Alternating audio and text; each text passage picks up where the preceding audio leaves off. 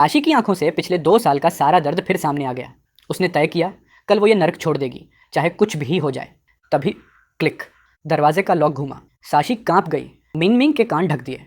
तुम अंदर आए, सोफे पर नजर डाली, फिर टेबल पर रखा खाना उठाकर बेडरूम की तरफ गए। साशी का दिल जोर जोर से धड़कने लगा।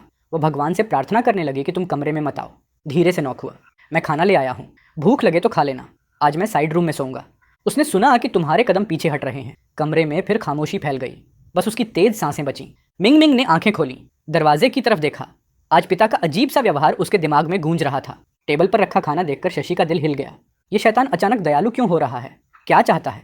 मिंग मिंग छोटे पैरों से दरवाजे के पास गई, झांक कर खाने को देखा और हल्की सी लार टपक गई, पर बिना माँ को देखे हिली नहीं। साशी ने भारी सांस ली, खुद को संभाला और धीमी मुस्कान के साथ मिंग मिंग को उठाया। चल, चुपचाप खा लेते हैं। बाहर तुमने उनके खाने की आवाज़ सुनी और फिर अपनी सोच में खो गए। फूड खरीदने के बाद तुम्हें याद आया कि घर में सिर्फ $1,800 बचे हैं। पैसे जल्दी प्रॉब्लम बनने वाले थे। अचानक तुम्हारी आंखें चमकी। ये तो पैरेलल वर्ल्ड है।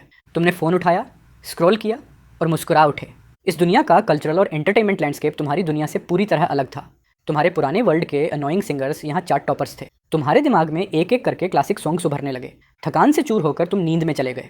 अगली सुबह 6 बजे तुमने बेडरूम का दरवाज़ा चुपचाप खोला। टेबल और किचन चमक रहे थे। शशि ने रात में सफाई कर दी थी। तुम बाथरूम में गए। तुम्हें पता था कि शशि सुबह 8 बजे से पहले कभी बाहर नहीं आती, क्योंकि तुम यूजुअली 10 बजे तक सोए रहते थे, और जब तक तुम सुबह की ड्रिंक न कर लो तभी माँ बेटी लेफ्ट ओवर खाना खा पाती थी। तुमने फिर एक लंबी सांस ली और वॉश करने लगे।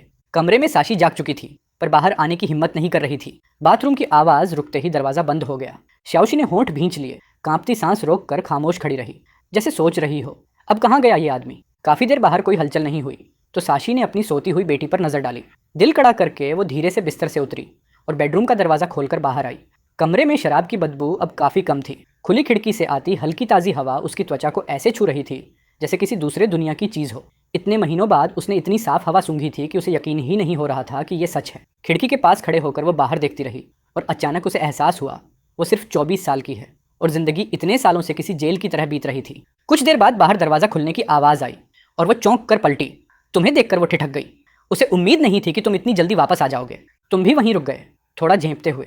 असल में तुम बाहर इसलिए गए थे क्योंकि घर में एक दाना भी खाने को नहीं बचा था, तो तुम मांस, सब्जी और चावल खरीद कर लौट आए थे। दोनों के बीच एक अजीब सी चुप्पी थी। पहली बार तुमने अपनी पत्नी को ठीक से देखा। वो हद से ज़्यादा खूबसूरत थी, तुम्हारी असली दुनिया की किसी भी इन्फ्लुएंसर या सेलिब्रिटी से ज़्यादा। पर वो बहुत दुबली थी, चेहरा पीला, जैसे महीनों से ठीक से धूप और खाना न मिला हो। उसे इस हालत में देखकर तुम्हारे अंदर अजीब सा दर्द उठा। तुमने सोचा, कैसे कोई अपने ही घर में इतनी क्रूरता कर सकता है।